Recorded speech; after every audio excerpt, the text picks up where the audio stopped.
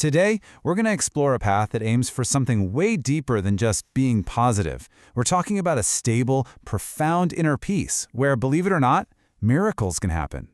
We've all heard it, right? Oh, just be positive.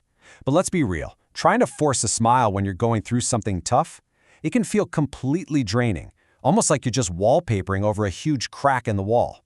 So what's the alternative? We're about to dive into an approach that goes way beyond that simple and sometimes frustrating advice. All right, so let's get into our first big idea. This comes from the teachings of spiritual teacher Hanshi Deena Naidu, and he suggests something pretty radical. The real goal isn't just to be more positive. Nope, it's to move beyond that whole tug of war between positive and negative energy altogether.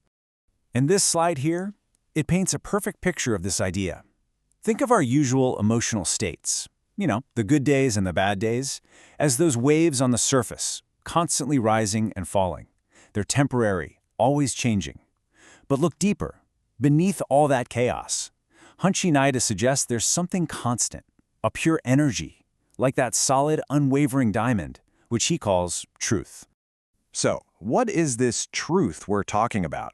Well, it's defined here as an unwavering, unchangeable, pure energy.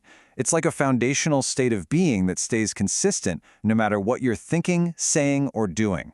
Now, this isn't about being right or wrong in an argument. It's about aligning with the stable, core energy that just doesn't get rattled by what's happening on the outside. Okay, so we have this concept of a stable, pure energy called truth.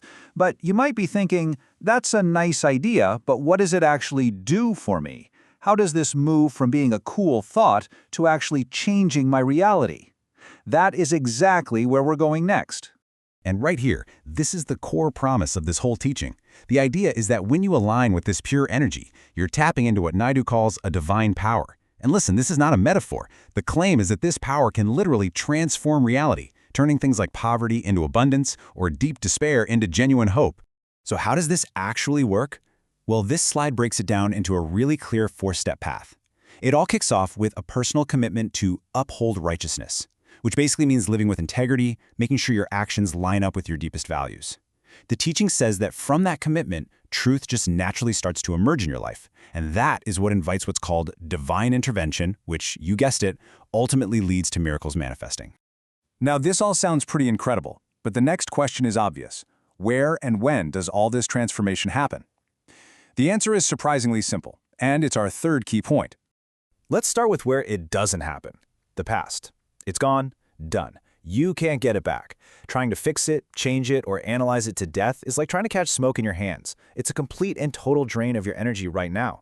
And here's why letting go of the past is so critical. It's not just a waste of time. As this slide shows, dwelling on what's already happened actively chains us to the very negativity we're trying to escape.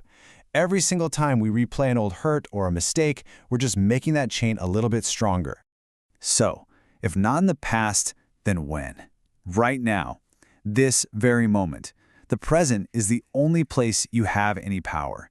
It's the only arena where you can actually cultivate that mindset of belief, and it's the only place where miracles can take root and actually grow. Okay, this is all great in theory, but what about when you're actually feeling stressed or worried? How do you apply this stuff in the real world? For that, we need some practical tools. So now we're going to look at two simple but really powerful acronyms designed to help put all of this into action. Let's start with the present moment, now. The action here is to never own worries. Now think about that phrasing for a second. It's not about fighting your worries or pretending they don't exist. It's about refusing to take ownership of them. It's a conscious choice to see a worry, acknowledge it, and then just let it pass by without letting it become who you are in that moment. So if you're not owning worry, what do you do instead? You own love. Lift our valuable energy. This is the proactive step. Instead of letting worry pull you down, you actively choose to elevate your state, to focus all that precious energy you have on love instead. And this is why it's so powerful. Love isn't just a passive feeling. It's the active ingredient in this whole recipe.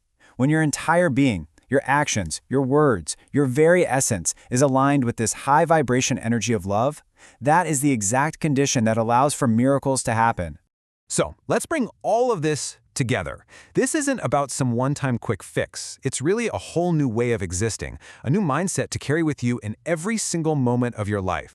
If there's one core idea to take away from everything we've talked about, it is this: your inner world creates your outer world. Your mindset isn't just reacting to what happens to you. It's the very soil where miracles are either nurtured and grown or starved.